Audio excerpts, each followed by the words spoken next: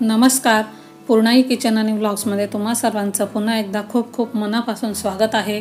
तर मैत्रिणींनो, आजच्या व्हिडिओमध्ये मी तुमच्यासाठी अगदी साधी, सोपी आणि पटकन 10 मिनिटात होणारी अशी ही झणझणीत अशी शेव भाजी बनवणार आहे। म्हणजे तुम्हाला मी बनवून दाखवणार आहे।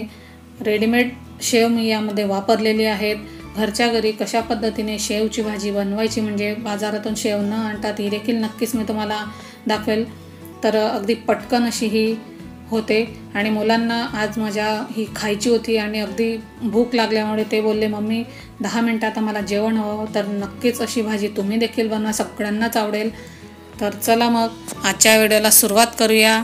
तर इथे बघा, मी सगळ्यात आधी कढईमध्ये 2 मोठे चमचे तेल टाकून घेतलेलं आहे। त्यामध्ये मोहरी टाकलेली आहे, त्यानंतर कढीपत्ता टाकला आहे, त्यानंतर मी जिरं आणि 5 ते 6 लसणाच्या पाकळ्या बारीक चिरून घेतलेल्या होत्या तर त्या टाकून घेतलेल्या आहेत। त्यानंतर मी 1 मोठा कांदा अगदी बारीक चिरून घेतलेला आहे, तो देखील टाकलेला आहे। आता छान असा हा परतून घेणार आहे। तर कांदा परतत असताना लवकर परतून व्हावा त्यासाठी तुम्ही थोडं मीठ देखील टाकू शकतात। मी इथे टाकलेलं नाही, मीठ टाकल्याने कांदा लवकर परतून होतो। अगदीच आपल्याला तो लाल करायचा नाही। मी फक्त 3 ते 4 मिनिट लो फ्लेमवर परतला आहे आणि त्यानंतर 1 मोठा टोमॅटो मी बारीक चिरून घेतलेला आहे। तुम्ही याची पेस्ट देखील बनवू शकतात, पण मी खूप बारीक चिरून घेतला आहे। आता कांद्याची पेस्ट देखील तेल सोडेपर्यंत आपल्याला परतून घ्यायची आहे। त्यासाठी 1 मिनिट परतल्यानंतर 2 मिनिट झाकण ठेवून त्याला परतायचं आहे आणि बघू शकता छान असं तेल सुटलं आहे आणि टोमॅटो देखील व्यवस्थित शिजलेला आहे। आता यामध्ये मी धनेपूड टाकलेली आहे 1 चमचा, त्यानंतर मी अर्धा चमचा हळद टाकलेली आहे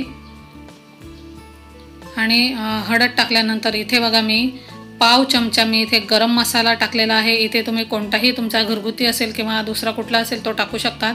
त्यानंतर इथे लाल तिखट मी 1.5 चमचा टाकून घेतलेला आहे। हे कमी तिखट आहे त्यामुळे एवढं टाकलं आहे आणि रेडीमेड शेव ही जास्त तिखट असते त्यामुळे तुम्ही लाल तिखट टाकताना बेतानेच टाकायचं आहे। आता हे सर्व मसाले व्यवस्थित यामध्ये परतून घ्यायचे आहेत आणि अगदी लो फ्लेमवर तुम्हाला हे परतायचे आहेत। आता हे परतून झाल्यानंतर यामध्ये थोडी कसुरी मेथी टाकून घेतलेली आहे, छान अशी टेस्ट येते याच्याने। आता इथे बघा, हे सर्व परतून झाल्यानंतर यामध्ये मी अर्धा चमचा हे इथं बेसन पीठ, चण्याचं पीठ घेतलेलं आहे, ते व्यवस्थित असं यामध्ये भाजून घ्यायचं आहे। त्यानंतर इथे थोडंसं अगदी पाव कप पाणी आपल्याला टाकायचं आहे। त्यानंतर मस्तपैकी छान असं तेल याला सुटतं, म्हणजे आपले मसालेही जळत नाही आणि छान परतून होतात। आता यामध्ये तुम्हाला आवश्यक असेल तसं तुम्ही पाणी टाकायचं आहे। तर इथे मी साधारण 1.5 ग्लास पाणी टाकून घेणार आहे।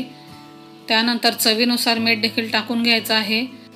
मीठ टाकून झाल्यानंतर चांगलं असं ढवळून घ्यायचं आहे आणि त्यानंतर याला हाय फ्लेमवर मस्तपैकी 1 उकळी येऊ द्यायची आहे। उकळी इथे आलेली आहे आणि त्यानंतर लो फ्लेमवर आपल्याला 5 मिनिट हा आपला रस्सा आहे तर तो छान असा शिजवून घ्यायचा आहे। आपला रस्सा इथे शिजून तयार आहे आणि छान अशी तरीवर आलेली आहे। तर आता आपला हा रस्सा शिजून तयार आहे। आता या स्टेजला तुम्ही यामध्ये शेव टाकू शकतात, पण मी आणलेली शेव ही नरम आहे त्यामुळे मी डायरेक्ट डिशमध्येच टाकणार आहे।